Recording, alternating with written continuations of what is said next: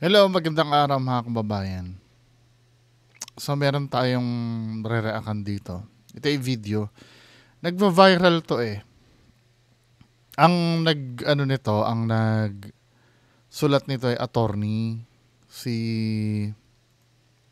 attorney Joel Rodriguez Dizon. So do sa caption nakalagay dito, I don't care if he is the best gymnast in the whole universe because he would rather not honor his mother. I am no longer proud of Carlos Yulo. What do you mean, Uh, basahin nga natin tong article na to.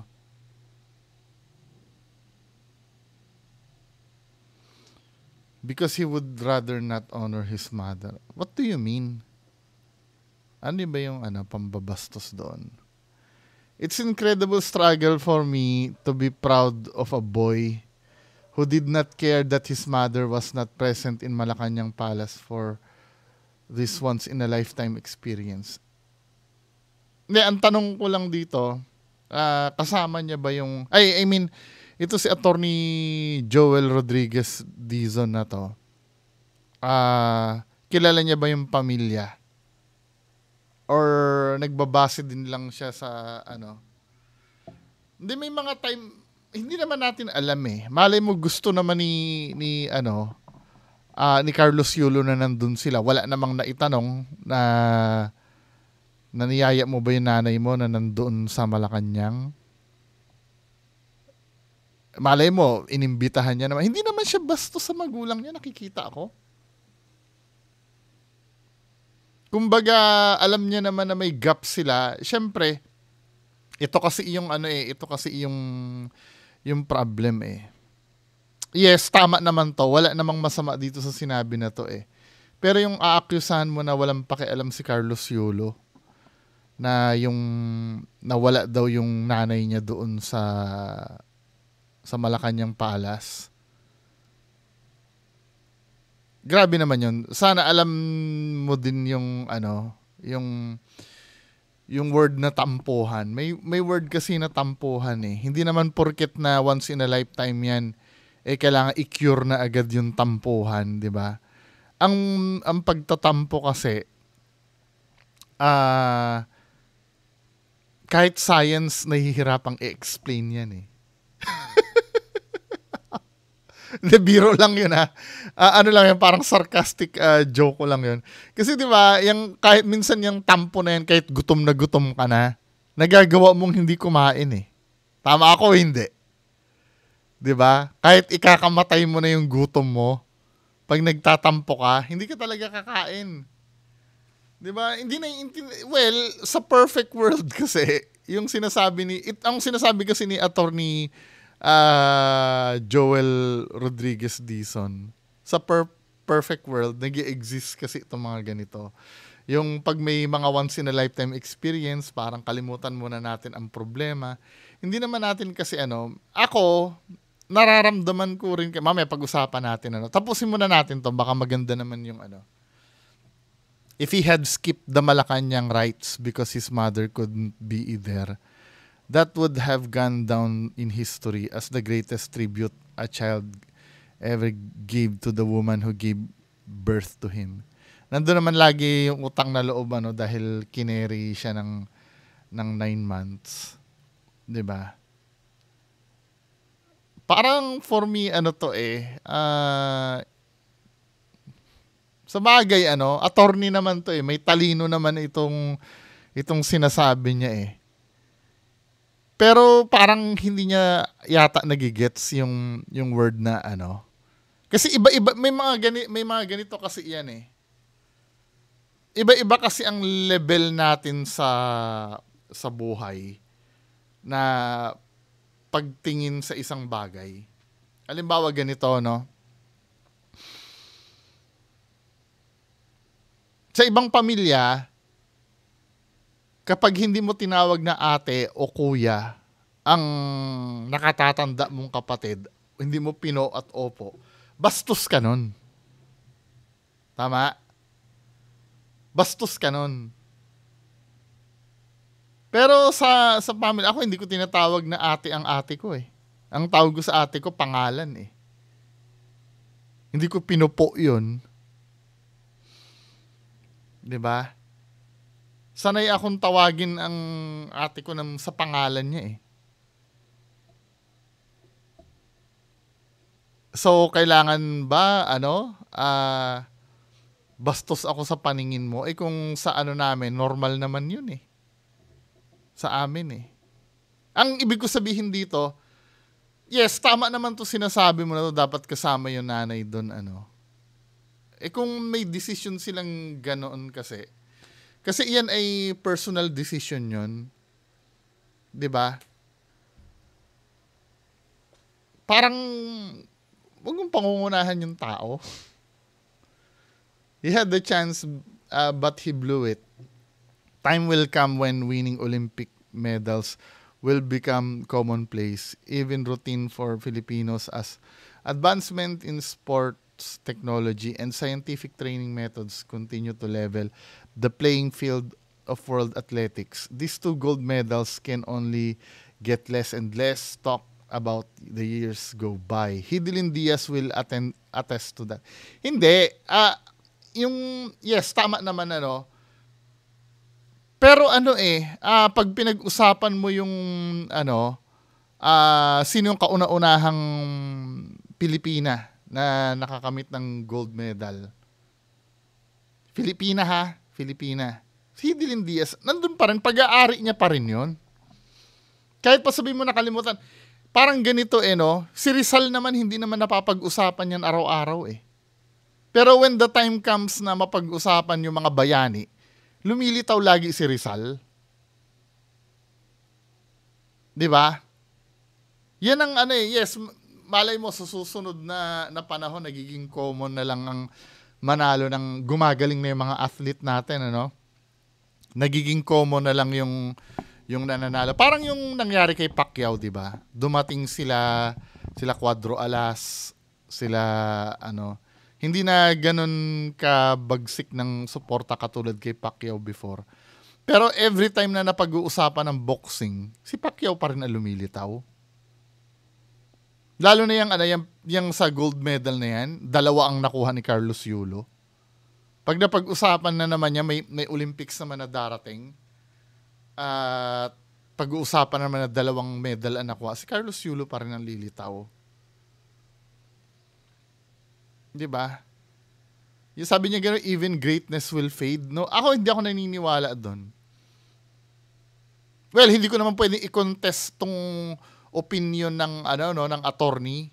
Pero yung greatness, 'di ba? Hindi naman nag-fade talaga 'yan eh. Maaring yung tao mag-fade yun, pero greatness, parang si Muhammad Ali, 'di ba? Michael Jordan, matagal nang hindi na active yung mga 'yan eh. Pero pag napapag-usapan yung larangan nila, sila pa rin ang lumilitaw dun sa Hindi, agree ba kayo sa akin? When you say basketball, 'di ba?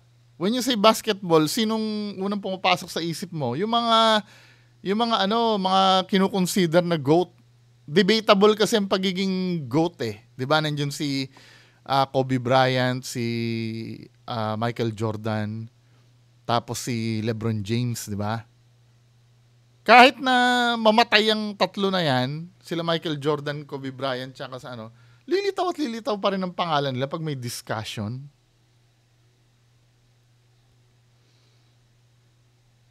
Hindi na yung greatness, hindi ako naniniwala na nag-fade yung greatness na 'yon.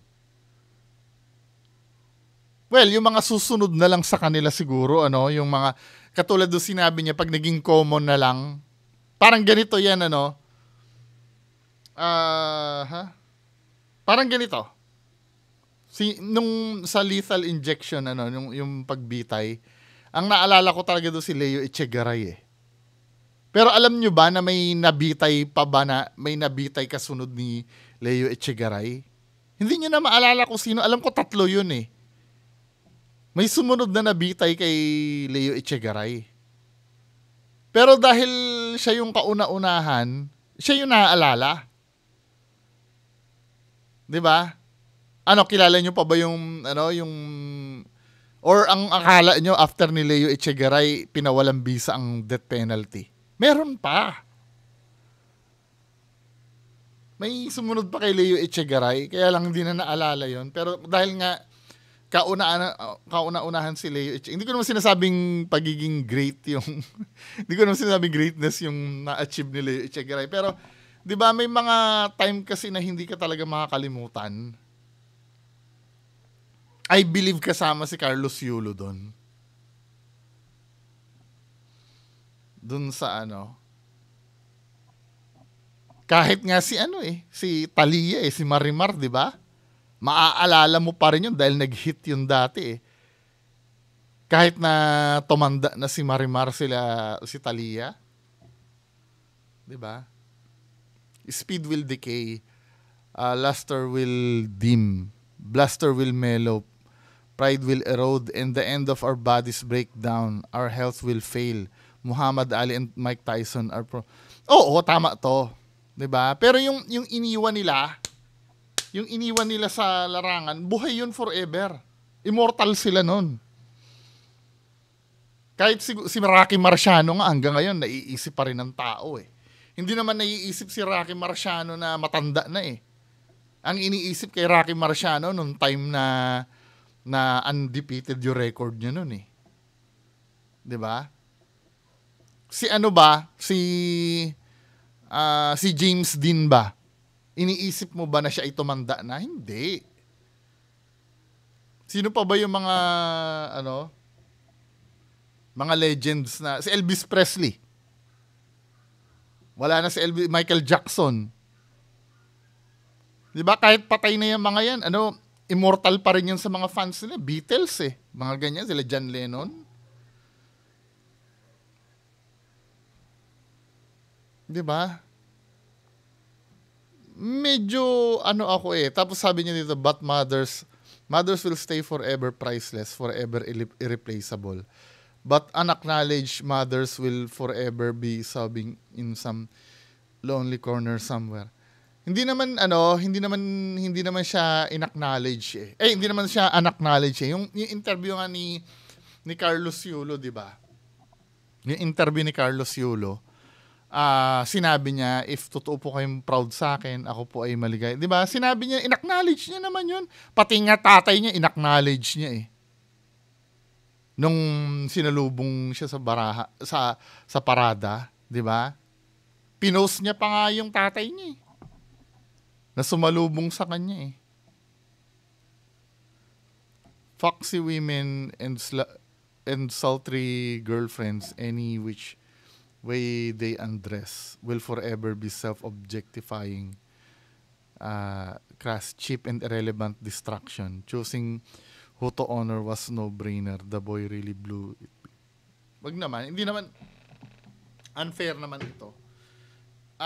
Tandaan nyo ako sa part ako ni Carlos Yulo.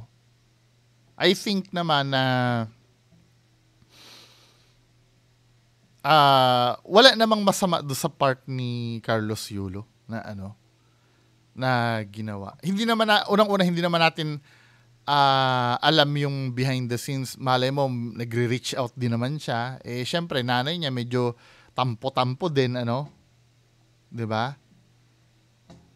Parang hindi naiintindihan ni Attorney Joel Rodriguez yung word na tampuhan. Parang hindi pa ito nakaranas ng tampuhan 'di ba? Kasi ang tampuhan kasi nag-i-involve diyan yung pride ng tao eh. Kahit pa sabihin once in a lifetime yun na na pangyayari yung tampuhan na yun, pwede makaapekto yun eh. Hindi naman mali itong sinulat ni kaya lang parang hindi niya naiintindihan yung problem behind. Parang ang gusto niya mangyari, magplastikan silang dalawa ng nanay nila doon na pumunta sa Malacanang. 'Di ba? At alam naman natin ang ugat ng problem kasi na yan ay pera. 'Di ba? Ba't nafi-fail, kahit attorney nafi-fail na intindihin yun? Tsaka yung sakit na na ito ha, wala nang ibang sasakit pa pagka mahal mo sa buhay yung nag-ano sa'yo, yung nag-down sa'yo. Nakikita naman natin yung mga post, mga past post nung nanay niya, na pagka kalaban niya yung nananalo, tuwan-tuwa, tapos minsan chini-cheer pa yung kalaban ng nanay. Masakit yun. Ako naranasan ko yun. Masakit yun. Yung mahal mo sa buhay, yung pa yung nagda-down sa'yo, na instead yung pa ang nagsusuporta sa'yo. Masakit yun. Nakakatampo yun. Kaya nga, bilib nga ako kay Carlos Yulo, hindi niya inano yun eh. Hindi niya pinansin yun eh. Pero yung makikita mo yung mga post ng nanay mo na nag-cheer dun sa kalaban mo, masakit yun. Kahit nga din sa akin eh, halimbawa, okay lang yung mga kaaway ko dito, yung let's say, mga basher ko, na sabihin na yung ginagawa ko ay pangit. Let's say, halimbawa, ano ba naman, boring naman yung vlog mo. Basher ko yun, naiintindihan ko yun. Okay lang sa akin yun, hindi ako na-apektuhan. Pero pag yung pinakamamahal ko sa buhay ko, sabihin sa akin na walang kwenta yung ginagawa ko, masakit yun. Kasi hindi mo alam yung kung anong gagawin mo nun eh.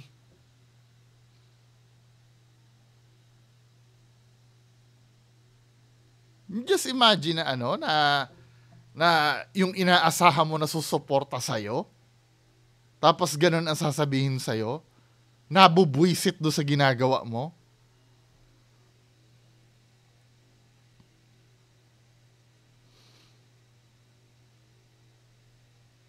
Paano mo yun? Paano mo iintindihin yun, men?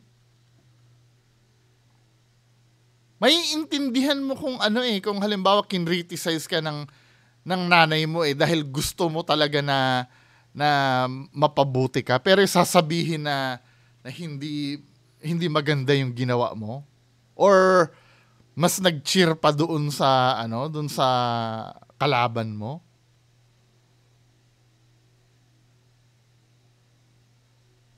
Ibang-iba yung criticism sa sa pagda-down eh. 'Di ba? Naiintindihan mo yung criticism eh. Alam mo, halimbawa galing sa nanay mo na, alam mo anak, mas maganda sana kung kung yung posture mo ganito.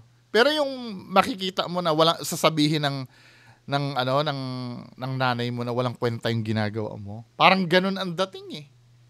Na mas maganda mag-cheer na lang sa kaaway. Hindi naman kaaway sa kalaban mo. Parang ang sinasabi pa, gawin mo rin yung ginagawa ng kalaban mo. 'Di ba? Galing yun do sa tao na dapat sumusuporta sa iyo, ha?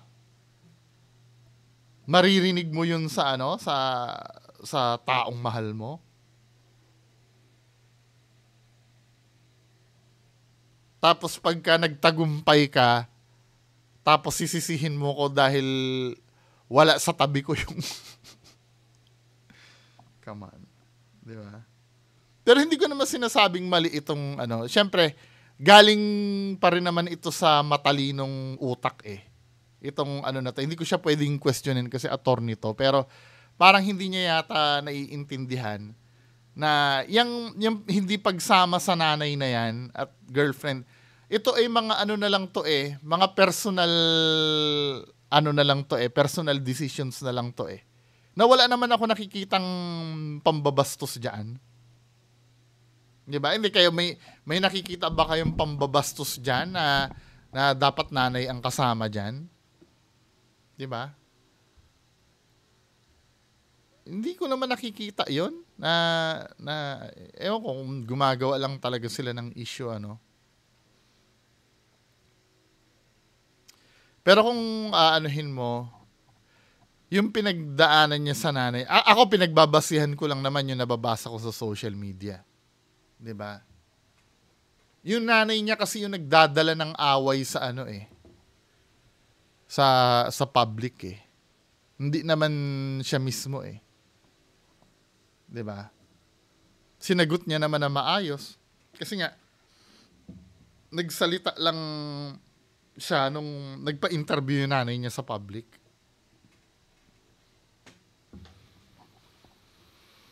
Tingnan nga natin mga comments dito sa post.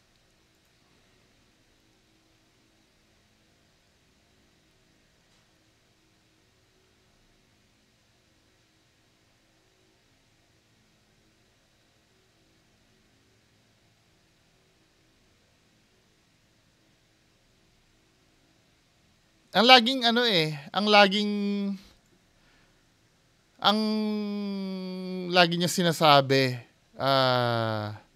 there's only one kind of mother, the kind that gave birth to you. It doesn't matter to you, neither do you. I mean, para sa akin, porkit ba, yung ano, yes, I do agree, ano, dahil siya yung nagpaanak sa'yo, di ba? Kailangan talagang, ano mo yun, igalang mo yun at i-recognize mo yun. Pero katulad nga na sinasabi ko, may mga time kasi na hindi pwedeng laging yan ang panumbat dyan. Ang pagiging nanay kasi, mga kababayan ko, hindi ka na naghihingi ng kapalit nun eh. Yun ang love na alam ko sa nanay ko. Yung hindi humihingi ng kapalit. 'Di ba? Totoo yung sinasabi nila na ang nanay nila ay isusubo na lang ay ibibigay pa sa anak. Kasi talagang gusto nila yon, mahal nila kasi yung anak nila eh. Bakit habang binibigay ba nung nanay niya yung pagkain na isusubo niya? Oy, balang araw, ano ha, 'di ba? May kontrata na ba yon na palitan mo yun balang araw? Ang pagmamahal ng nanay, walang ganun yun eh. 'Di ba? Nangyari na rin kila ano yan, kila Manny Pacquiao, hindi naman kasama si Nanay Junicia pagka ano diyan sa Malacanang eh.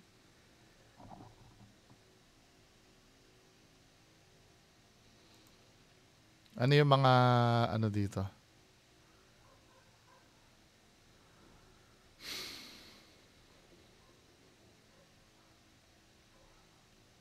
One kind. Daming nag-bash din sa kanya ano.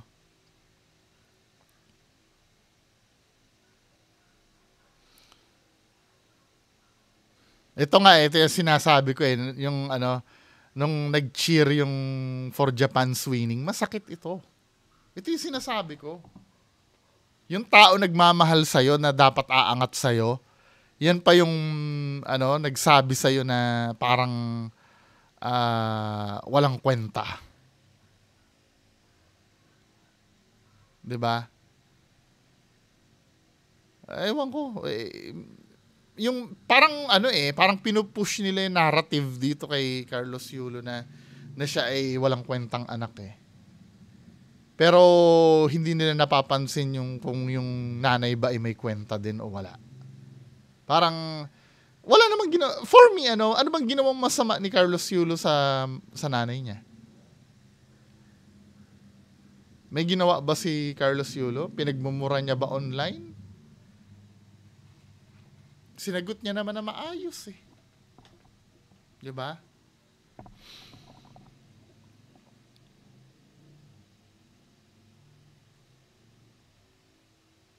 Tsaka wag magtatampo yung mga nanay ano. Ito totoo naman to eh. Darating ang time, yung partner ng anak mo, yan ang pipiliin niya kaysa sa nanay.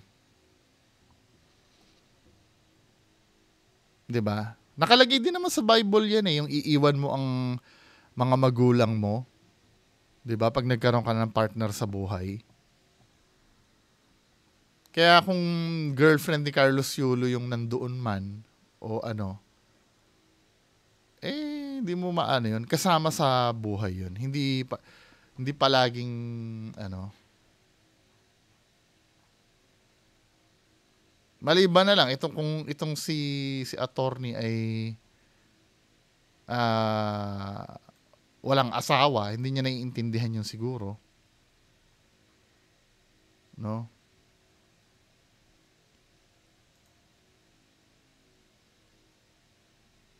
Mukha nga walang asawa si attorney.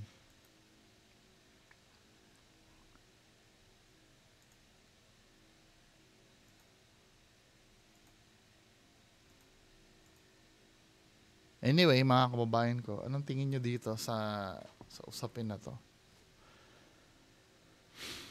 May isa pang love your mom daw.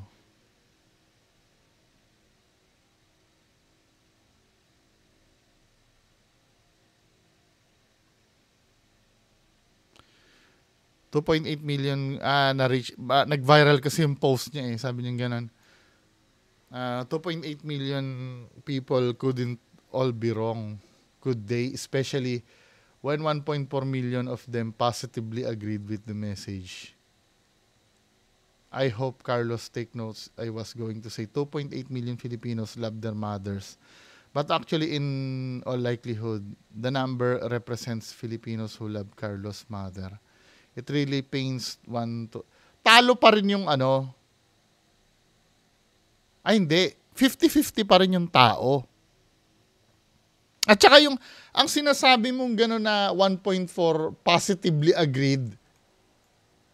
'Di ba? Engagement lang naman to eh. Sure ka ba yung kalahati ng 2.8 million na yan ay nag-agree sa'yo?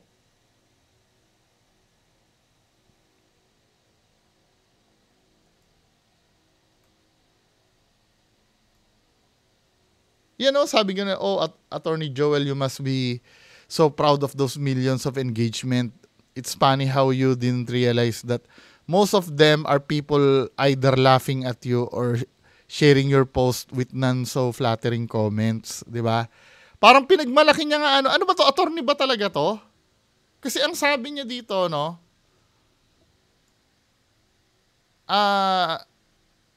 2.8 million yung naka-reach nung niya, tapos positively agreed with the message daw yung 1.4. Engagement lang naman yun eh. Yung mga nag-share tsaka mga nag-comment sa kanya, hindi lahat yan.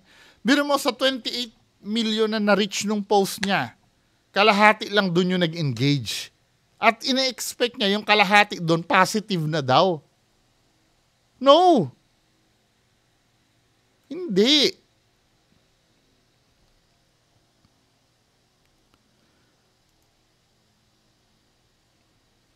Sabi nga, did you bother daw? I did. Only I have access to my analytics data. You don't. Hindi. Engagement lang yung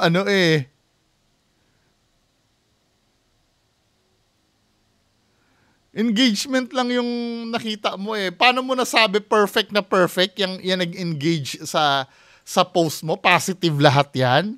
Kahit pa sabi mo na ikaw may access dyan sa data mo eh.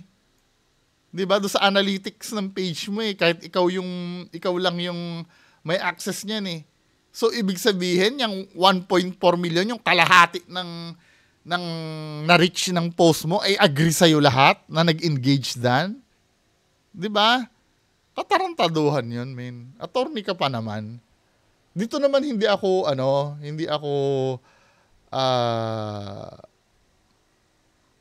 'di ba?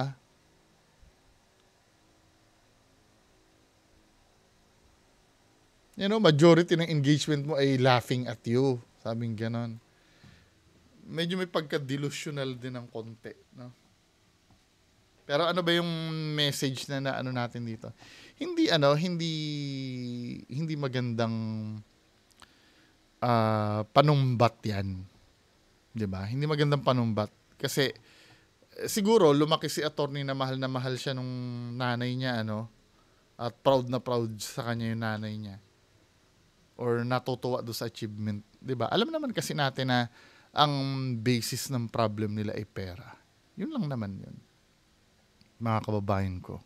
Dapat unawain muna